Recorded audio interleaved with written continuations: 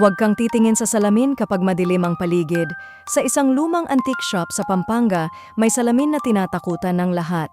Sabi ng mga nagtrabaho roon, tuwing sumasapit ang 2:00 ng madaling araw, may aninong babae na biglang sumusulpot sa salamin. Mahaba ang buhok, maputla ang mukha, at malamig ang tingin. Parang may hinihinging tulong mula sa loob ng salamin na hindi mo mawari. Isang gabi, may batang naglaro sa harap ng salamin.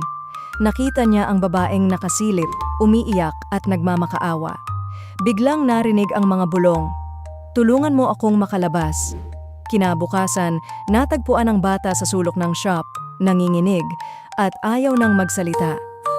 Sabi ng matandang may-ari, ang babae raw ay dating nagmamay-ari ng shop, pinatay ng sariling asawa at isinumpa ang kaluluwa sa salamin.